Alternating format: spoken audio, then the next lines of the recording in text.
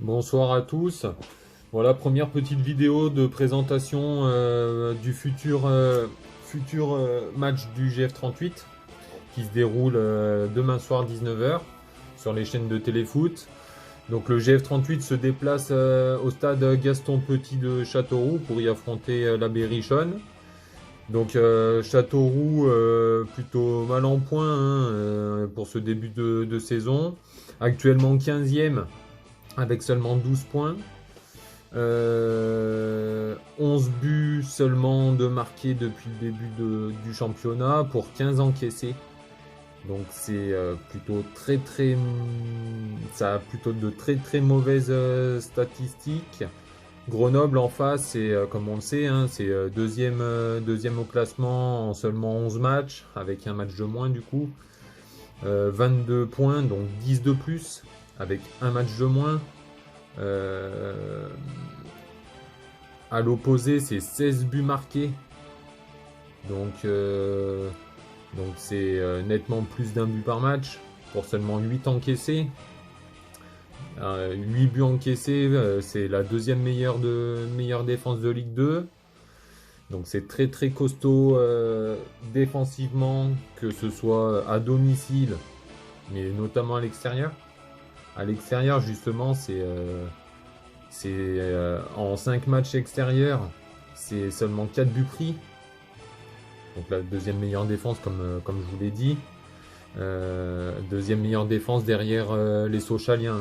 Les Sochaliens, eux, qui sont meilleure défense à l'extérieur. Voilà. Bon, après, par contre, offensivement, nos Grenoblois, ça marque très peu. Ça marque seulement 4 buts en 5 matchs. Mais voilà, ça perd seulement quand ça perd seulement d'un but. Donc, comme le coach le disait en conférence de presse aujourd'hui, il aimerait un peu plus de folie offensivement, notamment à l'extérieur. Chose qu'on aimerait voir dès demain. Voilà. Après, pour en revenir à Châteauroux, sur les matchs à domicile, c'est seulement 17e au classement à domicile. Seulement 6 buts marqués en 6 matchs. Mais par contre, ça en concède 8 buts. Ça prend plus d'un but par match à domicile. Et justement, sur les 3 derniers matchs à la maison, les hommes de Nicolas Ouzaï, le coach de la Berrichonne, prennent au moins un but. Voilà, c'est comme je disais juste avant. Voilà. Après, pour en venir aux joueurs absents, je vais revenir là-dessus un peu plus tard. Demain, c'est pas pour autant que demain ça sera un match évident pour nos bleus et blancs. GF38, pour revenir sur une victoire du GF38 en championnat au stade Gaston Petit, il faut remonter à l'année 1991. C'est il y a 29 ans en arrière. Dernière victoire dans le département de l'Indre pour le GF38. Plus récemment, c'était une victoire, je crois, aux prolongations en Coupe de France il y a au moins 15 ans. Voilà, ça va être malgré les stats en notre faveur, ça va pas être un match à portée de main, quoi. Ça sera pas les 3 points donnés par l'adversaire qui est notamment revanchard et qui veulent à tout prix se redresser et revenir dans la première partie du classement. Après, pour en venir aux effectifs et aux joueurs sélectionnés par Philippe, seulement Jordi Gaspard qui manque à l'appel. Jordi Gaspard qui a enchaîné, je crois, tous les matchs depuis le début de saison. C'est le seul joueur absent, c'est juste pour le faire souffler, c'est pas de blessure apparente ou de cas de Covid, c'est seulement au repos. Après, tous les joueurs sont présents, hormis Flo Mich, qui, je sais pas trop, on n'a pas trop de nouvelles le concernant. Après, tous les joueurs sont présents, pas de suspendus, pas de blessés, pas de cas Covid. Donc c'est tout bénef pour nous. En face, il y a pas mal d'absents par rapport à leur dernier match et pas des moindres. Donc en blessé déjà, c'est officiel. Cheikh Aladur, leur défenseur titulaire depuis le début de saison, mais déjà absent depuis au moins 2-3 matchs, je crois. Donc il y a déjà lui. Et après, en incertain, il y a des petits bobos, comme le souligne leur coach, des petits soucis, et ça sera officiel au plus tard demain midi. Sangante, leur milieu de terrain titulaire depuis le début de saison. Gilles Sounou, hein, l'ancien Angevin, attaquant titulaire aussi depuis le début du championnat, qui sont tous les deux déjà incertains. Il y a Chouaref aussi, leur deuxième attaquant titulaire, qui est incertain, et Mbonné, leur défenseur aussi, défenseur titulaire en puissance.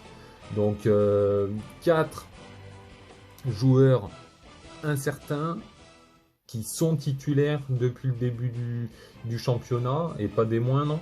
Deux attaquants titulaires et un défenseur titulaire, plus leur milieu de terrain aussi, Sangante. Voilà. Et en blessé officiel, Cheikh Aladur, défenseur titulaire, et Marega, un joueur qui joue pas des masses.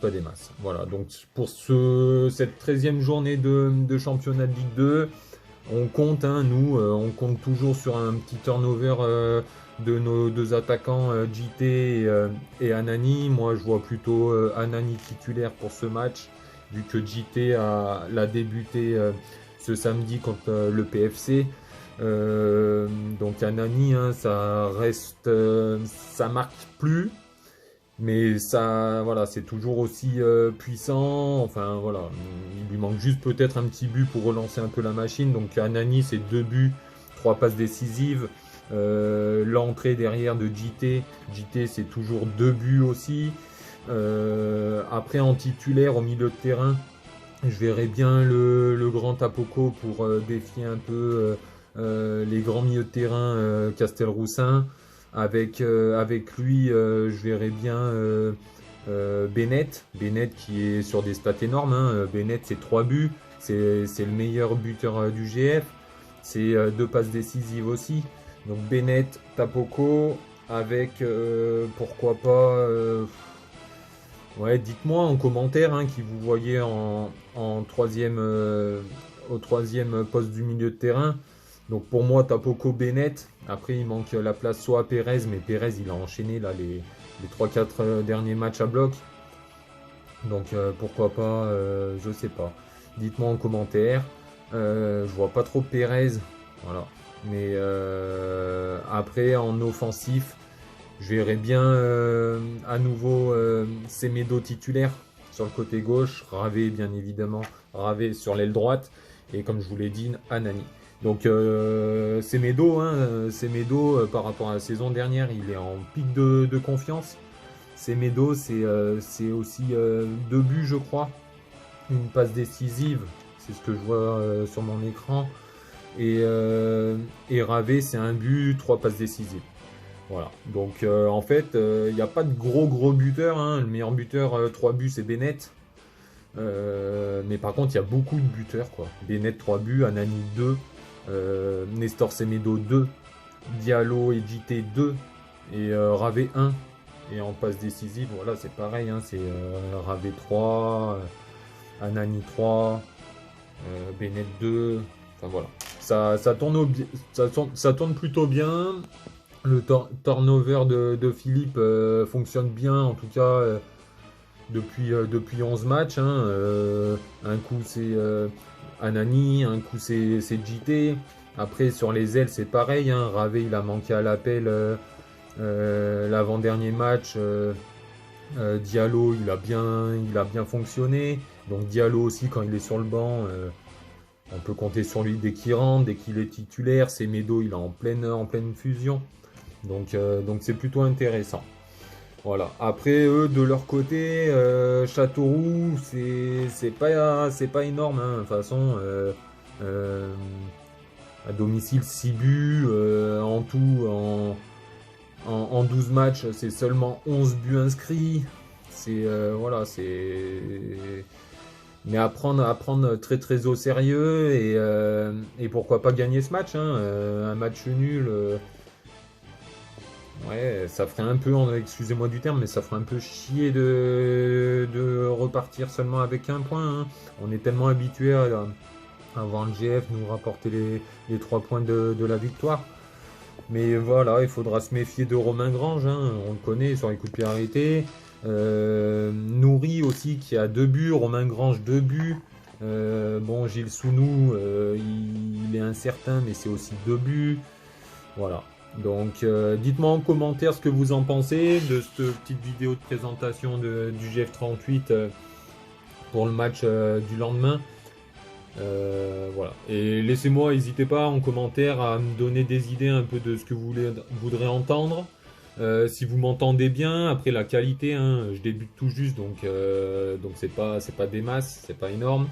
Mais bon, je m'adapte aux conditions et puis je trouve ça plutôt sympa de parler un peu de nos bleus et blancs, hein.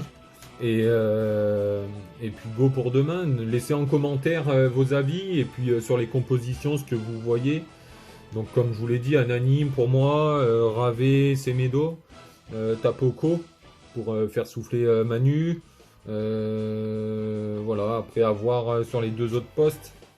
Tapoko avec qui? Avec Piquel. Et le 3e, voilà, à voir. Voilà. Après Jordi Gaspard, hein, seul absent, pas des moindres. Gaspard à l'aile droite. Qui pour le remplacer? Voilà, c'est compliqué au poste droit.